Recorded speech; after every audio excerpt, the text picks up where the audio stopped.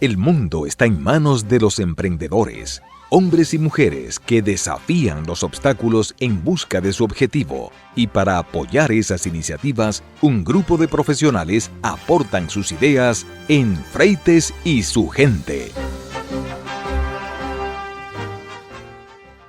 Señoras, señores, amigos del planeta Tierra y más allá, muchas gracias por estar en sintonía con nosotros aquí en la nota 95.7 y también por VIS TV, canal 1090 por la red de Claro. Ayer el presidente Luis Abinader dijo algo que es difícil de creer. Y me imagino que vendrá por ahí un exhaustivo análisis de esto, cuando el presidente afirma que más del 80% de la deuda contraída por su gobierno ha sido para pagar las deudas del PLD. Vamos a ver en detalle. Por ahí hay ya en circulación algunas experiencias, un approach a la afirmación, pero como son términos económicos, es bueno que lo desglosen y lo hagan potable para el gran público. Mientras tanto, la Comisión de Infraestructura de la Fuerza del Pueblo exigió la suspensión inmediata de la licitación del monorriel de Santo Domingo, al considerar que el proyecto impulsado por el fideicomiso FITRAM presenta irregularidades legales, falta de transparencia y un costo superior al del metro, pese a tener menos capacidad y eficiencia operativa. En la Casa del Pueblo, local de la Fuerza del Pueblo, el ingeniero César Fernández, que habló a nombre de la Comisión de Infraestructura de la Fuerza del Pueblo, explicó que el proceso FINTRAM vulnera principios establecidos en la ley 340-06 sobre compras y contrataciones públicas y alertó que el modelo de ejecución adoptado pone en riesgo la sostenibilidad financiera y técnica del transporte masivo en el país. En su declaración, Fernández dejó claro que la Fuerza del Pueblo no se opone a ampliar el transporte público y dijo: creemos que la movilidad masiva, moderna y eficiente como un derecho de la gente. Precisó a tiempo de afirmar que la Fuerza del Pueblo respalda todo proyecto de transporte que sea viable, transparente y sostenible para la ciudadanía. Al abordar la capacidad y planificación del monorriel, Fernández indicó que el sistema propuesto nace por debajo de la demanda real del corredor, con una capacidad tope de 20.000 pasajeros por hora, frente a los 27.000 que ya maneja el Metro de Santo Domingo. A su juicio, escoger un modelo de menor capacidad en un eje de alta demanda condena a la red a la saturación temprana y obliga a mayores intervalos de paso y limita la posibilidad de absorber crecimientos de flujos en horas pico.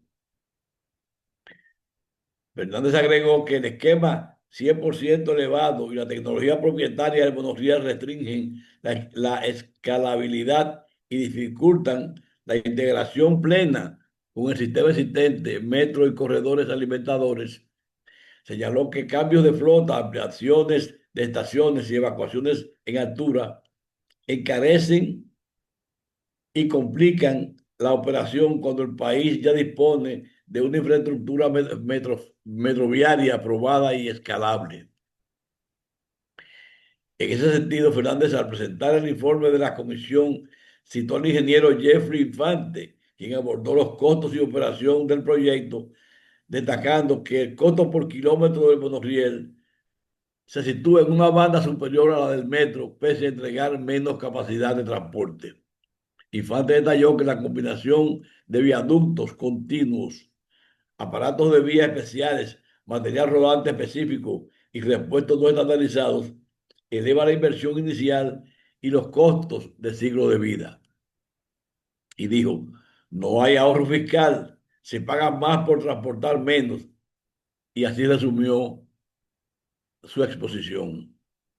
De acuerdo con Fernández, Infante también advirtió que el gasto operativo del monorriel tiende a ser más alto por consumo energético, mantenimiento de vigas y logística de rescate o evacuación, rubros que presionan la sostenibilidad financiera del proyecto. A esto se suma la dependencia de proveedores únicos, lo que aumenta riesgos y reduce márgenes de negociación para el Estado. A continuación, Fernández citó al comisionado Wilkin Moreno, quien trató el tema de los riesgos y estándares internacionales y señaló que conforme a buenas prácticas internacionales, los monorrieles se recomiendan para corredores de demanda media, mientras que para flujos sostenidos por encima de 20 o 24.000 pasajeros por hora sentido. La literatura técnica sugiere metro pesado por su robustez, redundancia y capacidad de crecimiento. Y dijo, el diseño debe responder a la demanda del corredor, no a la novedad tecnológica. Y explicó que, según Moreno, existen riesgos operativos asociados a evacuaciones en altura, interrupciones por fallas en un viaducto único y tiempo de recuperación ante incidentes, factores que impactan en la confiabilidad del servicio. La resiliencia y la seguridad operacional son determinantes en un sistema masivo y no se evidencian garantías suficientes en el pliego para mitigar estos riesgos, dijo Fernández. En lo referente a los fideicomisos y la opacidad financiera, Fernández citó al diputado Tobías Crespo, quien denunció falta de transparencia en la estructura fiduciaria del FITRAM, al operar con escaso control parlamentario y sin auditorías externas publicadas. Crespo reclamó la divulgación del contrato de fideicomiso, sus estados financieros, la matriz de riesgos y los compromisos contingentes para el fisco, a fin de evitar que el proyecto genere endeudamiento encubierto u obligaciones futuras no autorizadas. Y dijo, el país no puede comprometer recursos multimillonarios sin una debida diligencia completa y transparente. Posteriormente, Fernández citó al arquitecto Carlos Zuli Bonelli, quien analizó los aspectos de transparencia y licitación. Bonelli cuestionó el proceso licitatorio al considerar que presenta deficiencias de transparencia, plazos y condiciones restrictivas, así como documentación técnica incompleta para una contratación de esta envergadura. Sostuvo que tales condiciones afectan la libre competencia y pueden favorecer indebidamente a determinados oferentes. Sin información completa y verificable, no hay transparencia ni competencia efectiva. De igual modo, Fernández citó al jurista Manuel Fermín Cabral, quien expuso sobre las irregularidades legales de la ley 340-06. Fermín Cabral advirtió posibles violaciones a los principios rectores de dicha ley, particularmente los de publicidad, igualdad, transparencia y libre competencia. Este proyecto aún no se ha hecho y ya trae problemas técnicos, legales y de expectativas. Sería bueno que en los próximos días el presidente Abinader enfoque este caso y rebata lo que dice Fuerza del Pueblo. Por otro lado, tenemos que si, aún sin fecha de anuncios del gobierno para el inicio del debate de los lineamientos que tendrá una nueva reforma fiscal, pero nada más clara que el agua es la tarea que dejó el Fondo Monetario Internacional luego de una visita por el artículo 4, como es la de ponerse de acuerdo y comenzar la conversación y bajar la tasa del impuesto sobre la transparencia de bienes industrializados y servicios ITEVIS y ampliar su base. La tasa actual del ITEVIS es de 18% y una menor cantidad de bienes y servicios tiene aplicado un 16%. Los hacedores de política fiscal entienden que bajando la tasa se contribuirá con la posición primordial que es ampliar la base de los contribuyentes para abarcar a los omisos y de esa manera garantizar mayor equidad en la carga fiscal al tiempo que suben los ingresos que necesita el Estado para obras sociales. Ampliar la base del sistema tributario de República Dominicana, dejando fuera a los productos de la canasta básica, reducir los incentivos y eliminar subsidios generalizados y cambiar el esquema de los anticipos en el impuesto sobre la renta, de forma que en vez de cobrar en base al año anterior, se siga tomando como base el año corriente. Dice que esto son cosas que forman parte del proyecto en el cual se analizan varios escenarios. Los juegos de azar no escaparán a la nueva base impositiva que ya elabora el Ministerio de Hacienda y Economía. La misión del Fondo Monetario Internacional, que visitó el país hace 12 días, aquí es en septiembre pasado, dejó la recomendación de un personal fijo en Hacienda y Economía a cargo del diseño y formulación de la reforma fiscal. La delegación agotó una amplia agenda con las autoridades del gobierno y con empresarios, pero deja una persona que servirá como contraparte en el diseño y elaboración de la reforma fiscal. De hecho, la parte fiscal se considera la mayor inquietud en el corto plazo y, según fuentes, al país vendrá otra delegación de técnicos en este mismo año para realizar una evaluación más exhaustiva a la administración tributaria. Este año serían 3 visitas entonces del FMI. Por otro lado, de los gastos, el FMI evalúa el peso de las transferencias al sector eléctrico en las finanzas públicas y por los ingresos el tema de la evasión fiscal. Se espera, en términos macroeconómicos, un crecimiento del Producto Interno Bruto del 3% al 3,5% este año. El 2020, no me preocupa el movimiento de la tasa del dólar porque los niveles a los que llegó hace más de un mes se debían a una coyuntura según explicaciones de las autoridades monetarias y además el rango al que ha llegado está dentro de la programación y hay suficientes reservas netas internacionales. Las autoridades dominicanas también han adoptado por un aumento del gasto público en el presupuesto complementario ya aprobado, lo que espera ayuda al crecimiento de la economía y luego de un proceso anémico que ha ralentizado actividades como la construcción. Los miembros del FMI que estuvieron aquí se reunieron con las autoridades del sector eléctrico, el cual enfrenta las mayores pérdidas de las distribuidoras. Pero aquí hay un truco porque cuando hay pérdidas, muchas pérdidas, a quien favorece eso es a los servidores, a los que venden energía, porque si hay muchas pérdidas hay que aumentar la compra para poder ofertar la energía necesaria para el funcionamiento de las actividades normales. Así que vamos a ver cómo va la cosa. Voy a hacer una pausa y vengo un momentito.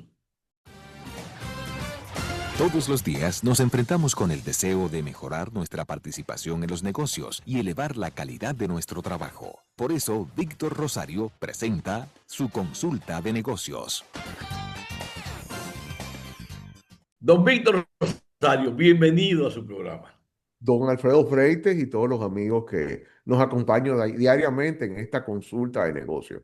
Mira, hoy, Alfredo, yo tengo un tema interesante sobre lo que en marketing denominamos como el consumo consciente. Y voy a unir el tema que tengo hoy con algo que debe ocurrir en esta semana y es la entrada en vigencia de un acápite de la Ley de Gestión Integral y Coprocesamiento de Residuos Sólidos, que entre otras cosas prohíbe el uso de envases de polietileno expandido o PON, como lo conocemos, pero también prohíbe en este caso para bebidas, pero también prohíbe la entrega gratuita de fundas plásticas en los comercios.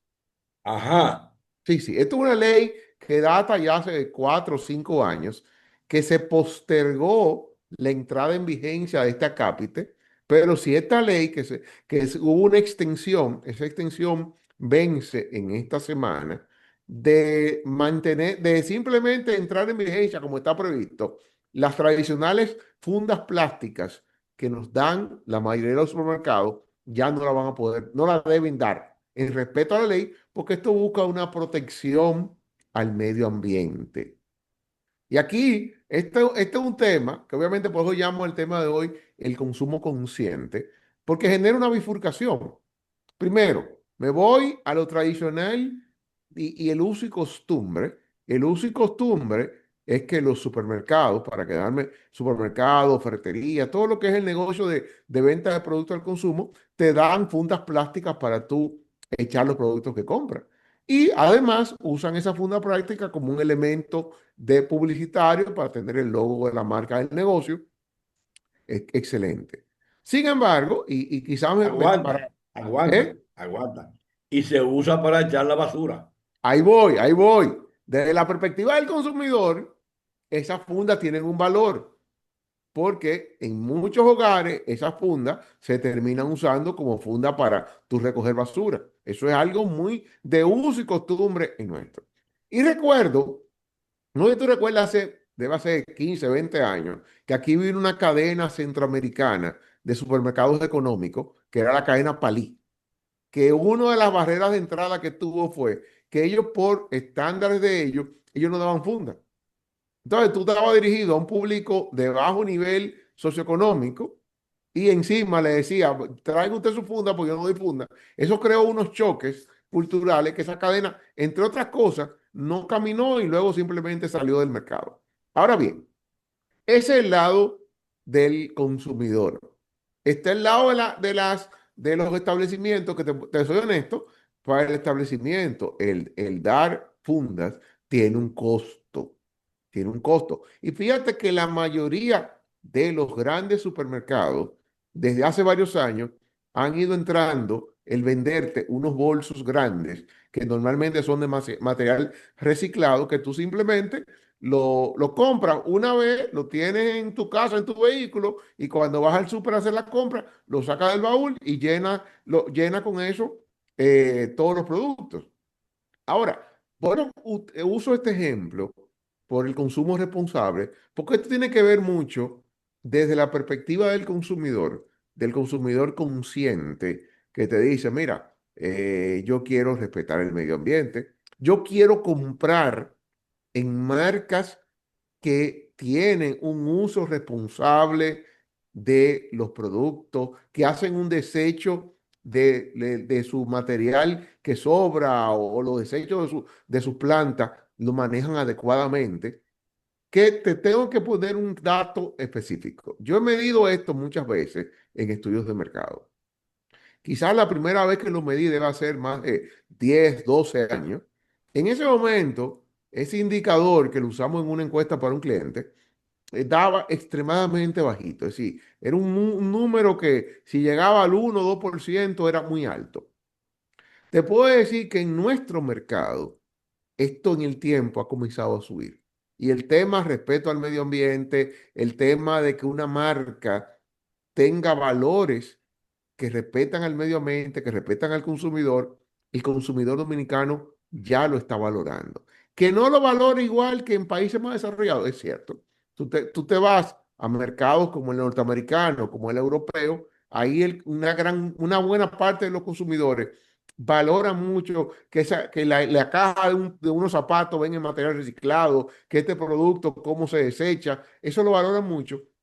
Todavía nosotros como consumidores en el mercado dominicano no estamos a esos niveles, pero está subiendo. Hay una generación joven que entiende el tema, que respeta el medio ambiente, que le preocupa el medio ambiente. Y esta parte las marcas tienen que tomarlo en cuenta, tienen que tomarlo en consideración, no solo por la ley, si se llega a implementar, sino porque tú tienes un consumidor racional, un consumidor que piensa, un consumidor que valora y que en un momento dado, en el momento de tomar una decisión de compra, está viendo qué marca, qué empresa tiene valores de respeto al medio ambiente, tiene valores ciudadanos, porque voy al punto.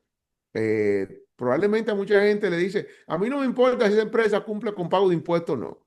Pero ojo, cuando tú ves una empresa involucrada en un escándalo de evasión fiscal, que está involucrada en un escándalo de elusión por aduana, hay un consumidor que está consciente de eso y hay un consumidor que está diciendo, a esta marca sí, a esta otra marca no.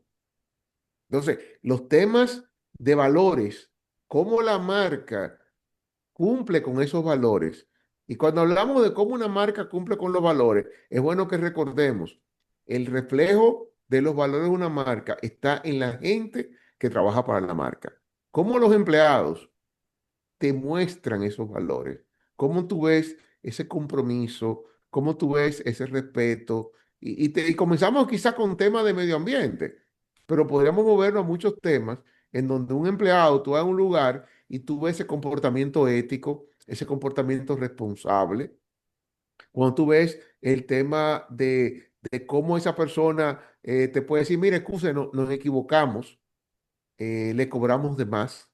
Y te digo, yo he visto casos aquí de empresas que si se dan cuenta de que hubo un error en facturación, te llaman, te piden excusa, porque hubo un error, te cobraron un artículo que no te entregaron. Y a veces, ojo, eso viene muy de la mano de, por un lado, los valores de la empresa, pero por otro lado, cómo los empleados tú logras desarrollar esos valores. Porque es muy importante esa parte. Cómo los empleados desarrollan esos valores y son los que te cuidan, los que te protegen. A mí nunca se me olvida, a mí me pasó en una ocasión, hace muchos años, yo estaba en Ciudad Panamá y estaba en una tienda. Compramos algo, mi esposo y yo. Cuando salimos de la tienda, que estábamos esperando el taxi para irnos para el hotel, salió el dueño de la tienda y nos dijo, miren, por favor, no se queden en la acera, esperen dentro del local. Si usted quiere, yo le llamo un taxi. ¿Por qué? Porque a esta hora, muchas veces a los turistas por aquí pasan unos motoristas y algo muy común en nuestro país. Pero fíjate cómo el cuidado, porque probablemente ese dueño de ese negocio no le importaba quién yo era, ya yo había comprado y pagado, es decir, que ya para los fines de él su negocio estaba hecho, pero hubo un tema como, venga, por aquí.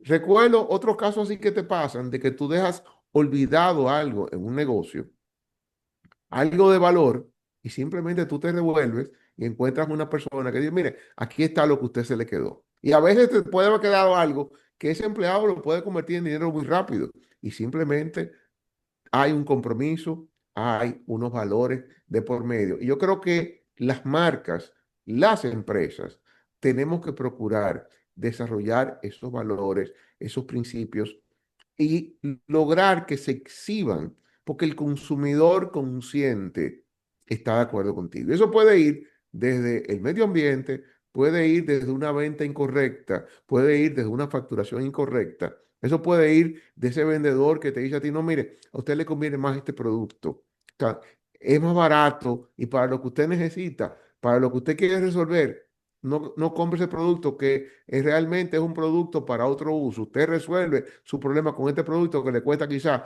un 70% menos. Y eso te logra cuando en una empresa tú logras desarrollar los valores. Y ese tipo de cosas que es muy común en negocios que venden productos con cierto nivel de especialización, una farmacia, una ferretería, una tienda de repuestos. Y te pongo el ejemplo de la ferretería. Muchos de los que vamos a una ferretería a comprar cosas, conocemos muy poco de lo que estamos comprando. Y ahí es donde tú ves cómo esos valores que desarrolla la empresa permean el personal y el personal se comporta de una manera ética, te asesora, pero no anda buscando venderte lo que tú no necesitas. Te venden lo que tú necesitas, indistintamente, ganen más o ganen menos, porque lo que están es para cultivar los valores de la empresa, que es el cuidado de sus clientes. No es venderle mucho, es cuidarlo. Porque si tú cuidas al cliente, es un cliente que vuelve, es un cliente que recomienda. No le ganaste mucho en una transacción, pero le vas a seguir ganando en el tiempo. Y yo creo que es muy importante que no importa la categoría que estemos trabajando, no importa que soy una empresa grande, una pequeña, una mediana, yo tengo que buscar que mi empresa, que mi personal exhiba valores, porque al final de cuentas, esos valores inciden en la preferencia de marca de parte de los consumidores. Sí, Con esto me Víctor, despido. esa filosofía de que revoca la de antes, que era exprimir al consumidor, ahora es protegerlo. Es protegerlo, es venderte lo que tú necesitas. Y te puedo decir, mira, eso tú lo ves. Yo recuerdo, no hace mucho, participé acompañando a uno de mis hijos en una transacción de un vehículo y la persona te decía, mira, probablemente a mí me conviene venderte este que tú quieres, pero a ti te conviene más esta otra opción y te estás economizando tanto, porque quizás estaba viendo una alternativa que para el uso que le iba a dar incrementaba el precio, pero no era la diferencia óptima. Entonces, es parte de lo que tú buscas porque te permite la recompra. Tú te sientes cómodo de comprar ahí porque te están recomendando lo que tú realmente necesitas comprar y lo que más te conviene. Alfredo, con esto me despido por hoy. Hasta una próxima consulta de negocio. Muchas gracias, Víctor. Hasta luego. Hasta la próxima. Ya estamos de vuelta con Freites y su gente por la nota 95.7. En estos días, el presidente del PRM dijo que la reforma fiscal no está en la agenda del gobierno. Sin embargo, fíjese, el FMI se reunió con las autoridades monetarias, se reunieron con empresarios e incluso dejaron aquí a una persona que va a trabajar en el diseño del plan de reforma tributaria y anuncian que vendrá otra comisión para complementarse con esto. Durante la visita de los técnicos del FMI, uno de los temas expuestos por las autoridades monetarias dominicanas fue la puesta en circulación de una moneda digital en República Dominicana, para lo cual se requerirá modificar la ley 183-02, que es la monetaria y financiera. Para estos fines, la autoridad monetaria recibirá asistencia técnica de la idea del peso digital en un proceso a largo plazo y sujeto a la estabilidad de la efectividad de la monetaria, la estabilidad financiera, los sistemas de pagos y la inclusión financiera.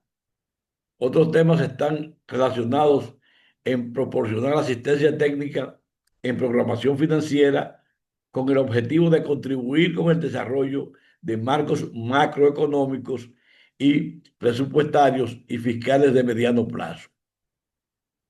También en temas relacionados con el clima, sobre desarrollo de capacidades climáticas y políticas de mitigación y reformas para el sector eléctrico.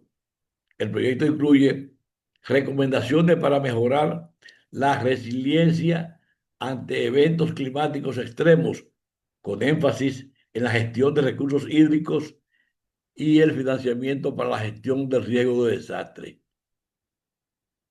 Para que usted vea, el gobierno habló de muchos temas con el FMI y aunque el jefe político, el presidente del PRM dice que no, por otro lado, ayer el ministro de Hacienda y Economía, Magín Díaz, dijo que la reforma fiscal se hará si hay consenso, si la sociedad se pone de acuerdo, si hay bastante consenso. Dijo que de eso se hablará en su momento, si hay condiciones. Magín señaló que cuando se trate, la reforma deberá ser progresiva, en la que paguen los que más tienen y no contra los pobres ni la clase media, que corrija distorsiones y sea razonable, sensata y política y socialmente viable.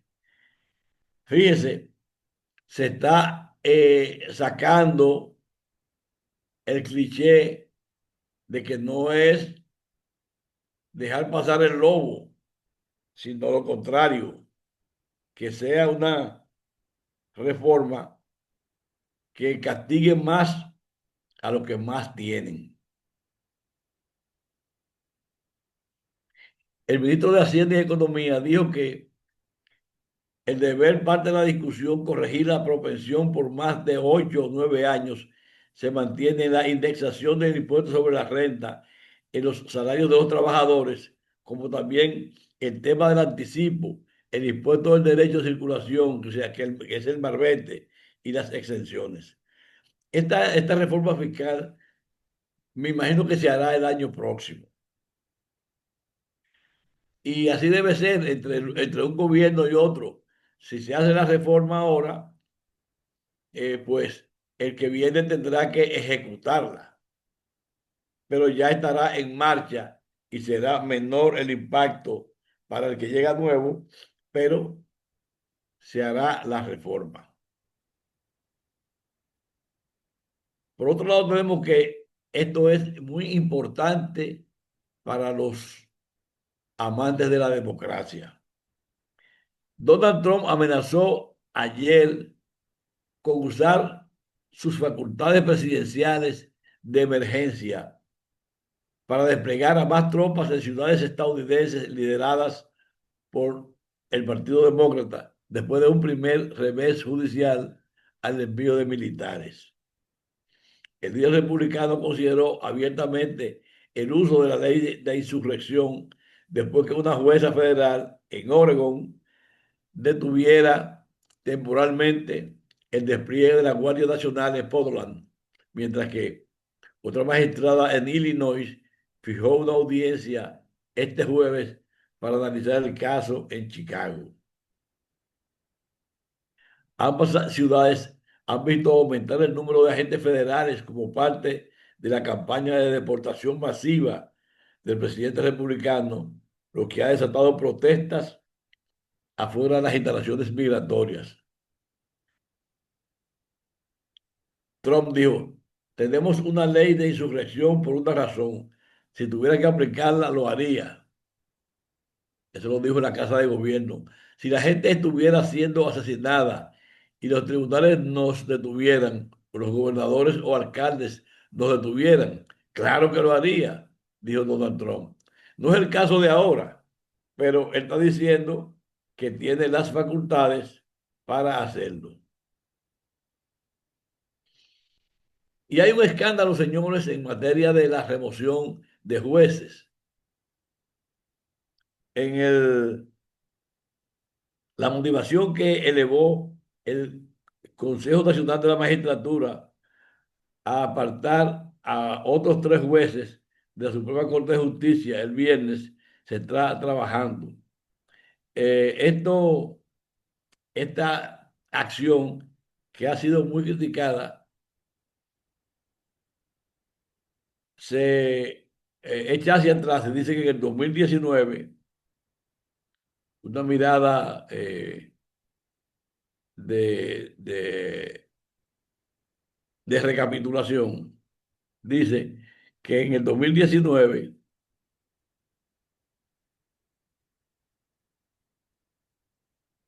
dice, al separar 7 jueces de la Suprema Corte de Justicia en abril del 2019, entre ellos a Miriam Germán Brito, el Consejo Nacional de la Magistratura argumentó que atendió a un clamor de múltiples sectores de la sociedad que demandaban la renovación de esa alta corte.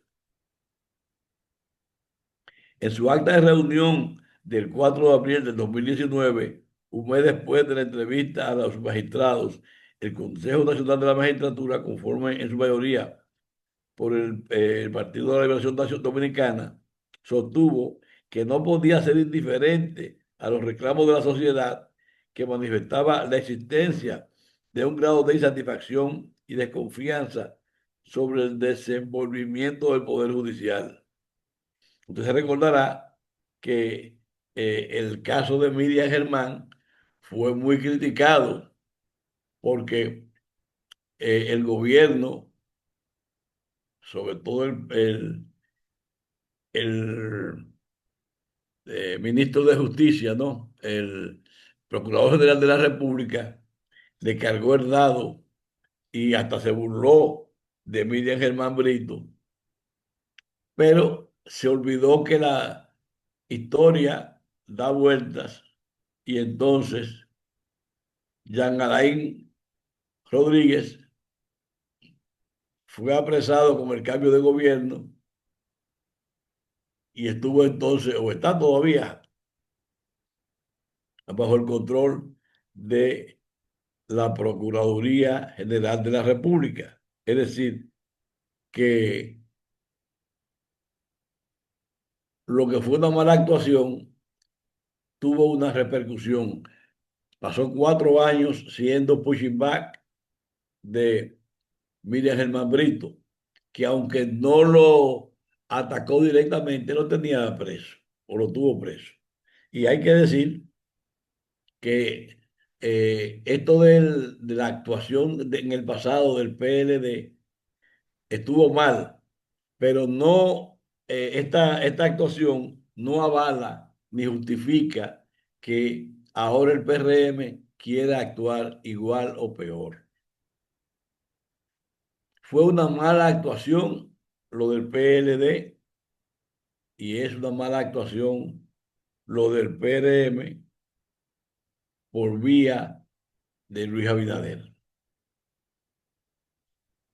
Es un atentado al ejercicio cabal y pleno de la justicia en la República Dominicana.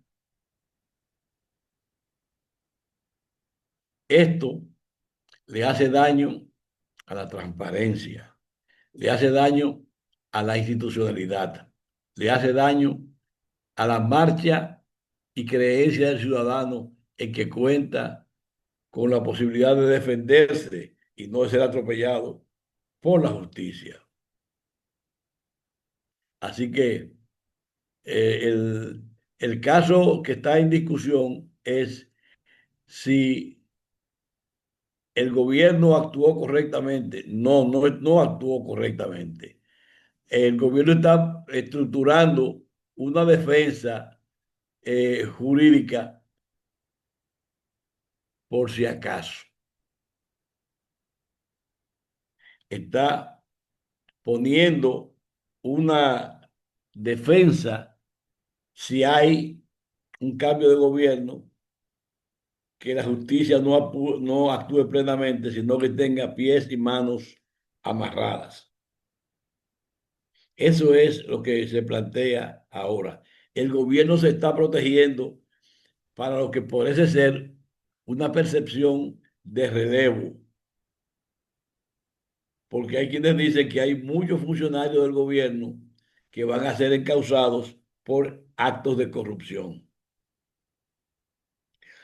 Por otro lado, tenemos que más de 2.500 estudiantes están siendo afectados tras la paralización de docencia en al menos 30 centros educativos pertenecientes al municipio de Sabana Iglesia, provincia de Santiago, tras la Asociación Dominicana de Profesores iniciar un plan de lucha que busca la culminación de varias obras inconclusas durante más de 10 años en 6 planteles educativos de esa demarcación.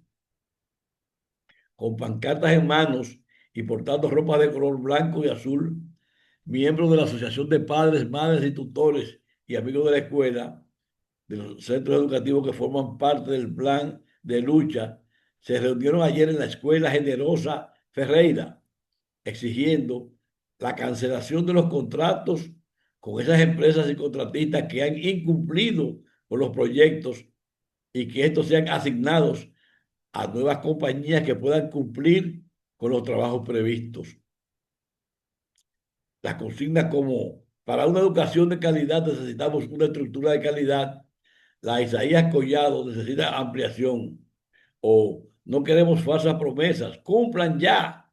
Otro dijo, tenemos más de 12 años esperando solución y el futuro también se entrena aquí, termine la cancha. Esa está buena. Representantes de cada plantel denunciaron los problemas que se encuentran afectando a la comunidad educativa. Entre las demandas se encuentran la ampliación del centro educativo Isaías Collado el cual opera bajo la jornada de tarde extendida con una matrícula que sobrepasa los 170 estudiantes.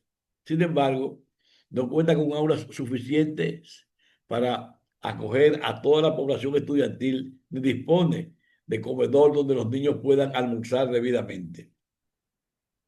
Erika Rodríguez, presidente de la entidad de ese plantel, señaló la falta de espacios en ese centro, quienes se encuentran ocupando un aula prestada ubicada de frente del plantel y otra móvil que fue habilitada en el área de la cancha, por lo que tampoco cuentan con el espacio para recrearse. Asimismo, la representante de la Asociación del Liceo Dominga Avenida Pérez, la señora Andri Torres, explicó que hace 15 años solicitaron la construcción de este plantel cuya obra fue iniciada y paralizada, llevando 9 años en construcción con un 80% de avance en la obra. Y dijo, tenemos 9 años que iniciamos, pero anterior a eso ya teníamos 15 años pidiendo esta obra. Necesitamos que nuestros hijos tengan una educación de calidad.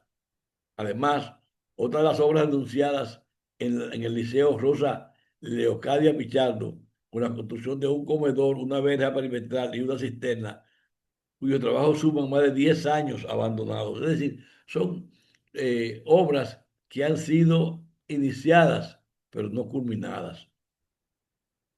La ADP destacó la situación del centro educativo Los Ranchos de Babocico, indicando que lleva más de 10 años abandonado, funcionando en una nave donde las aulas están divididas por cartón piedra, porque el ruido y el calor no permite el buen desarrollo de las clases. Ese es otro tema. Hay hacinamiento en las aulas y por eso mismo los estudiantes no tienen definición. Usted se imagina de que una pared de cartón piedra haya unos muchachos voceando y haciendo y riéndose, cuando de otro lado se está impartiendo la clase, las asignaturas limpiamente. Esto es un desorden. Y yo no sé cómo cómo es la programación,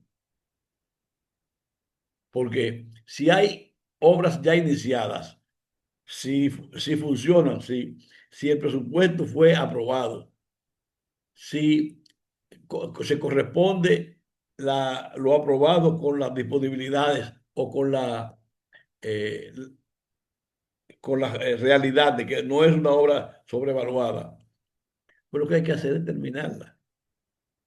Y para eso, señores, cuando hay una obra iniciada, no tienen que esperar que se inicien las clases y que terminen. Hay periodos hay 9 meses, un año o más tiempo para hacer las obras. Es emprenderla. No hay que esperar que comience y termine el año escolar, a menos que sean obras dentro del mismo plantel que entonces debían hacerse en horas donde no haya docencia. Por ejemplo, el viernes a partir del mediodía trabajar sábado y domingo. Ah, pero si es que los albañiles trabajan de 8 a 12 y hasta las 4 de la tarde, pues así no van a terminar nunca. Digo, si es que la anuncian, si es que la emprenden, porque también tenemos la posibilidad de que estas obras se inician, hacen el avance y los que reciben el dinero se plumean y no hacen nada, no terminan la obra. Y entonces decimos, ¿para qué se ponen en proyecto? Por otro lado, tenemos, señores, que el debate del día de mayor trascendencia ayer gira en torno a la decisión del Consejo Nacional de la Magistratura de destituir a 3 jueces de la Suprema Corte de Justicia evaluados recientemente, porque ellos supuestamente no superaron con éxito sus evaluaciones. Por tercera vez, el Consejo Nacional de la Magistratura incurre en el mismo error o burla a la Constitución de establecer un límite de duración al nombramiento de los jueces supremos, confundiendo lo que es un periodo para la realización de una verificación del comportamiento del juez como tal la finalización de un periodo determinado de sus funciones. Este tema del Consejo Nacional de la Magistratura se está poniendo como un rodillo que se emplea contra los mismos jueces. Se cree que por razones políticas los titulares del Consejo Nacional de la Magistratura pretenden ignorar que la inmovilidad que consagra la Constitución Dominicana es absoluta, porque no fija ningún término a la permanencia de los jueces en sus funciones y prohíbe no tan solo la destitución injustificada del juez, sino además su traslado, suspensión o jubilación inmotivada. Además de la ausencia de un término de duración de las funciones de los jueces, las disposiciones del artículo 181 de la Constitución confirman el carácter absoluto de su garantía de permanencia en el cargo, al disponer que los jueces de la Suprema Corte de Justicia estarán sujetos a la evaluación de su desempeño al término de 7 años a partir de su elección por el Consejo Nacional de la Magistratura, precisando que en el caso de que éste decidiere la pertinencia de la separación del juez, debe dar los motivos contenidos en la ley sobre la materia. Es decir, de que no solo simplemente decir no, no superó las pruebas, no, tiene que dar los motivos contenidos en la ley. El artículo 35 de la Ley Orgánica del Consejo Nacional de la Magistratura dice que cuando el Consejo Nacional decide separar a un juez de su cargo, deberá sustentar su decisión según las disposiciones constitucionales, legales o reglamentarias que se apliquen. No sencillamente darle para afuera. En modo alguno, esa disposición significa que el juez haya sido designado por un periodo de 7 años, sino que al llegar a ese término debe ser sometido a una evaluación y que solo si existieran motivos para ello podría ser separado de su cargo, lo que implica que la regla existente es la permanencia del juez en sus funciones, mientras que la excepción es su destitución. Lo que sí está sujeto a un término es la función del presidente y de sus sustitutos de la Suprema Corte de Justicia, el cual es de 7 años, al vencimiento del cual debe ser evaluado para tener opción de un nuevo periodo sin perder, en ocasión de no existir esas funciones, su condición de jueces. Es decir, un juez puede ser reemplazado como presidente de la Suprema Corte de Justicia, pero sigue siendo, podría ser seguir como juez de la Suprema, porque eso, el cargo es una cuestión separada de la función de ser miembro de la Suprema Corte de Justicia. Eso es algo que el Estado debe proteger. Señoras, señores, amigos del planeta Tierra y más allá, gracias. Muchísimas gracias por estar con nosotros aquí en la nota 95.7 y por VIS TV, canal 1090 por la red Claro. Alfredo Freites, en nombre de todos, todo el equipo, les da las gracias por la sintonía. Espero que ustedes se mantengan ahí para que nos encontremos mañana en otro programa. Hasta luego.